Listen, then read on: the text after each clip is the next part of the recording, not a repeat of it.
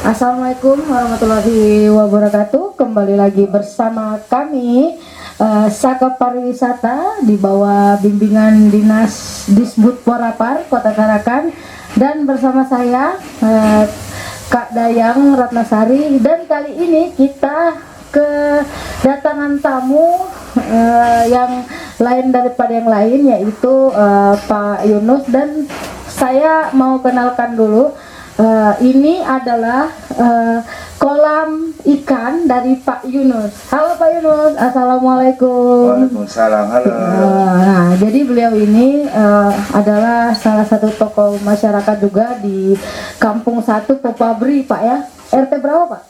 RT 19 dan RT 18. Oke, RT 18 sama 19. Oke, kita boleh kenalan dulu Pak ya, sebelum memasuk pertanyaan-pertanyaan yang gampang-gampang aja Pak ya. Oke, nama lengkapnya siapa Pak? Nama lengkap saya Muhammad Yunus SH. Oh, Muhammad Yunus, Pak Yunus. Nah, jadi teman-teman, beliau ini adalah namanya Pak Yunus. Pak Yunus, jadi panggilannya siapa? Pak Yunus. Pak Yunus. Nah, tempat tanggal lahirnya di mana Pak? Tempat tanggal lahir di Sulawesi Selatan, yaitu tempatnya di Kabupaten Batu. Ya. Tanggal 12 Februari 1972. 72. Wah, berarti sudah lewat Pak ya. Sudah hampir setengah abad. Iya, hampir setengah abad, Masya Allah. Semoga panjang umur Pak ya, Amin, sehat amin. selalu. Nah, aktivitasnya sehari-hari di mana Pak? Aktivitas sekarang ini kebetulan saya diberi amanah oleh masyarakat Kota Tarakan, khususnya Tarakan Tengah, Iya. jadi wakil beliau. Wow. Dan posisi saya sekarang jadi wakil ketua 1 di DPRD Kota Tarakan. Alhamdulillah, itu tepuk tangan dulu dong. Ya, jadi aktivitasnya di situ Pak ya. Oke, selain aktivitas itu apa aja lagi? Aktivitas sehari-hari selain dari di DPRD, saya beberapa ada kegiatan seperti ini membudidaya ikan, Iya. ikan air tawar, ikan lele, ikan patin. Yang lain saya juga beraktivitas sebagai rental mobil, dan itu kegiatan-kegiatan saya. Oh gitu ya. Jadi ikannya Pak boleh diambil gitu Pak? Enggak boleh ya? Boleh, Boleh. Jadi siapa kalau saja boleh. dimasak gitu Pak ya? Boleh. Oh, nanti kita teman-teman, kita kalau ada rezeki kita kesini, kita mancing ya. Ya. Sini gampang aja, dekat sama rumahnya Bang Erik. Oke, Pak, gimana kabar keluarga? Alhamdulillah sehat. Iya, Bapak juga sehat ya. Alhamdulillah. Puasa? Alhamdulillah puasa. Alhamdulillah, kita semua di sini puasa ya. Jadi Pak Yunus juga puasa, kita juga puasa, semua puasa ya. Nah Pak, dari sebagian masyarakat ini kita masuk ke pertanyaan ya Pak. Nah, dari sebagian masyarakat Tarakan ini kan Pak pengen dengar nih cerita tentang Bapak. Dengar-dengar Bapak ini adalah wakil ketua 1 ya DPRD Kota Tarakan. Betul Ya. sekali. Nah, pengalaman apa aja sih yang Bapak dapatkan selama menjadi wakil ketua 1? Pengalaman saya ini kan, saya baru terpilih periode ini, periode 2019-2024, dan baru menjabat hampir kurang lebih 2 tahun. Ya, pengalaman sangat banyak lah tentang bagaimana menampung aspirasi-aspirasi masyarakat, bagaimana memimpin di DPRD sendiri. Dengan 30 anggota DPRD yang ada, saya sebagai wakil ketua 1 dan ketua DPRD-nya adalah Razali dari Partai PKB, saya dari Partai Gerindra, dan wakil ketua 2 dari Partai Hanura Pak Julius Genandus. Jadi kami selalu 3 berkolaborasi bagaimana dalam pemerintahan ini kan, sekarang kan DPRD itu ada dalam unsur pemerintahan. Iya. Jadi kita selalu bekerja sama dengan pemerintah untuk membangun Kota Tarakan yang kita cintai bersama ini. Iya gitu. Nah, mantap sekali ya, hebat pokoknya Pak Yunus nih Bu. Istilahnya kalau anak-anak zaman milenial nih bukan kaleng-kaleng Pak ya. Oke. Nah Pak, selain menjadi wakil ketua 1, Bapak nih punya usaha apa aja Pak? Usaha sementara ini ada sih, pernah ada punya perusahaan seperti CP bergerak di bidang infrastruktur, pengadaan barang, tapi sudah saya tutup karena waktu itu kegiatan kurang. Sekarang kegiatan saya yang fokus di DPRD aja sih, fokus di perwakilan rakyat Kota Tarakan untuk menyampaikan ke pemerintah aspirasi masyarakat. Gitu ya. Berarti itu jawabannya. Nah, terus apa aja sih yang memotivasi Bapak biar sesukses ini sekarang? Ya awalnya sih saya masuk ke lembaga politik ini. Ini kan lembaga politik. Iya. Ya pertama tahun 2009 itu saya masih usaha rental penyewaan mobil. Kebetulan waktu itu koperasi itu saya yang memimpin, koperasi namanya Koperasi Tarakan Rental. Saya diajak teman Pak masuk di politik jadi caleg lah pada waktu itu. Ya tidak ada persyaratannya sih tidak terlalu rumit waktu itu. Dia cuma ngajak saya, apa ini maukah jadi caleg? Saya jawab itu tidak gampang jadi caleg, bilang perlu persiapan yang matang. Bagaimana itu? Yang pertama kita harus masuk di dalam struktur partai politik. Pada saat itu saya bergabung di partai politik, pertama kali saya berpolitik itu di Partai Gerindra sampai saat ini.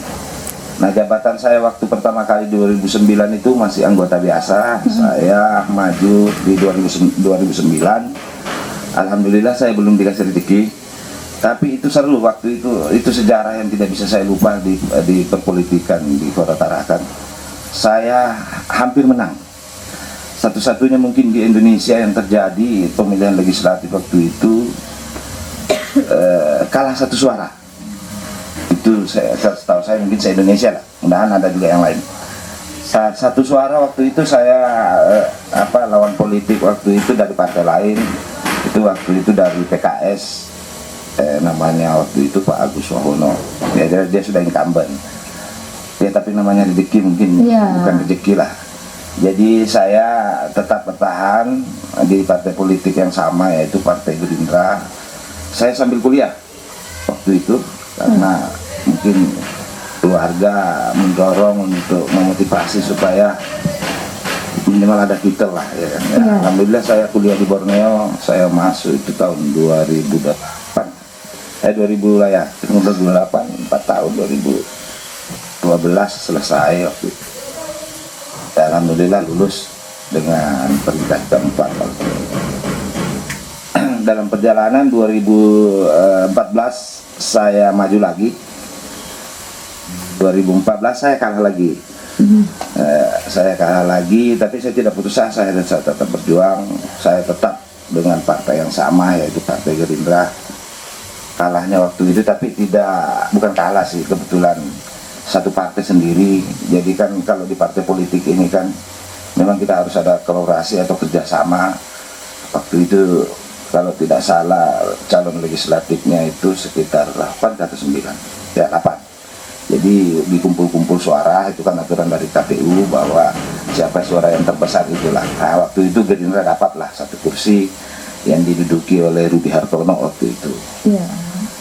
Jadi 5 tahun saya masih tetap bergelut di bidang politik sambil usaha kecil-kecilan lah, saya sambil pelihara ikan sebagai sampingan untuk menghilangkan stres gitu kan. Dan usaha-usaha yang lain lah adalah, cuma tidak besar seperti pengusaha-pengusaha lain. Dalam berjalan waktu 2019 saya maju lagi.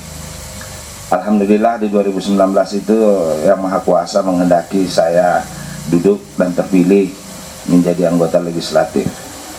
Jadi apa yang adik-adik atau teman-teman melihat saya sekarang ini tidak segampang orang-orang yang sekarang ada yang terpilih baru sekali langsung terpilih untuk duduk, itu rezeki. Tapi saya ini alhamdulillah yang ketiga kali baru saya diberi amanah jadi wakil rakyat khususnya di Tarakan Tengah. Dan yang kedua saya diberi amanah juga oleh partai sebagai wakil ketua DPR, ditunjuk oleh partai. Ini kan kalau jadi wakil ketua DPRD itu bukan karena keinginan saya, karena keinginan partai. Kebetulan partai saya memerintahkan saya menjadi wakil ketua DPRD khususnya Kota Tarakan. Jadi itulah perjalanan politik saya selama hampir lebih 10 tahun lah, masuk ini ke 15 tahun. Saya baru terpilih yang kedua, yang ketiga. Itu mungkin. Ya, berarti tidak semudah memberikan telapak tangan Pak ya? Tidak semudah. Banyak jalannya lika-likunya Pak ya. Berarti cobaan hidup itu sangat berat ya. Tapi alhamdulillah dengan berusaha dan berdoa sama Allah Subhanahu Wa Taala, dilancarkan dan dimudahkan. Oke, teman-teman dengar tuh kata-katanya, motivasi dari perjalanan hidupnya seorang Bapak Yunus ya. Oke, Pak lanjut. Apa sih Pak pendapat Bapak selaku orang yang sukses tentang anak muda zaman sekarang? Saya berpendapat dengan zamannya sekarang sama milenial, bahasa keren Ya, milenial. Saya sih tidak banyak ketinggalan lah dari zaman milenial ini. Cuma kebetulan anak saya kan anak milenial juga lah sudah, karena Gaul ya. nah anak saya yang pertama itu sudah lulus kuliah. Jadi beliau lah yang anak saya lah yang memberikan saya, Pak, begini caranya itu mengikuti perkembangan media. Ya, saya sangat merespon bahwa informasi itu secepat kilat lah kayaknya sekarang nih. Kita mungkin baru ngomong begini sudah hampir setarakan sudah mengetahui, karena adanya namanya live secara langsung, dan memang diperlukan memang kreativitas anak-anak muda untuk bagaimana zaman milenial ini bisa diikuti oleh anak-anak sekarang. Iya. Kalau saya sih sangat merespon zaman sekarang ini, memang kita harus selalu mengikuti. Saya mungkin tidak terlalu khususnya di FB atau di media-media lain, saya tidak terlalu karena saya lebih baik bekerja. Prinsip saya itu, saya lebih baik bekerja apa yang bisa saya lakukan untuk masyarakat. Iya. Sebagai wakil rakyat, saya jarang lah. Tapi kadang-kadang juga anak saya yang saya munculkan di media sosial kegiatan-kegiatan saya yang sehari-hari. Tapi tidak seperti yang lain lah, bahwa apapun yang dia lakukan sekali muncul. Karena saya filter lah, supaya jangan terlalu dikira kita ini jadi anggota legislatif harus wow gitu kan, padahal beban yang kita pikul itu sangat berat. Nah, dengar tuh Goy, kamu harus ikuti cara hidupnya beliau ya. Nah Pak, menurut Bapak bagaimana sih cara kita mengubah hidup kita menjadi lebih baik lagi Pak? Kalau untuk mengubah hidup itu lebih baik, itu kan tergantung diri kita sebenarnya. Iya. Ada dalam diri kita. Yang pertama, kita ikuti ajaran-ajaran agama yang di agama kita masing-masing. Karena di dalam untuk menjalani kehidupan yang lebih baik itu kan ada dalam tuntunan agama kita, khususnya Islam.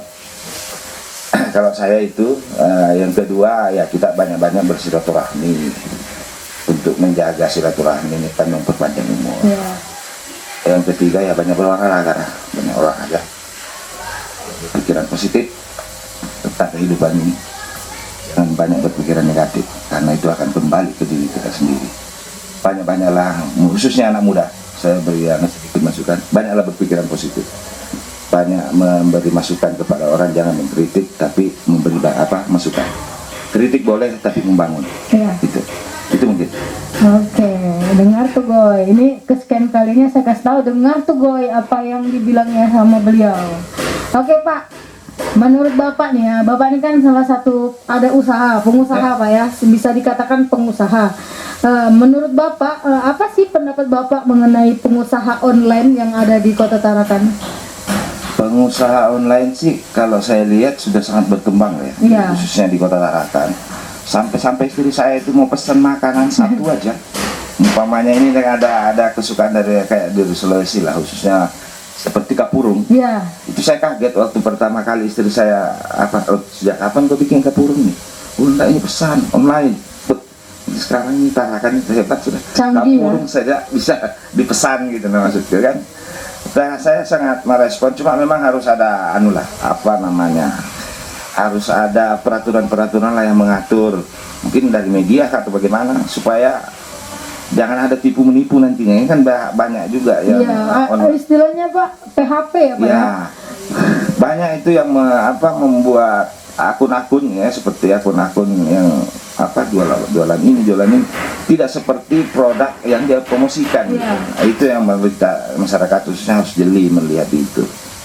Nah, kalau tidak hati-hati kan sudah barang sampai, sudah kita kirim uangnya, ternyata yang barang yang kita harapkan tidak sesuai dengan apa yang ada di iklan gitu kan.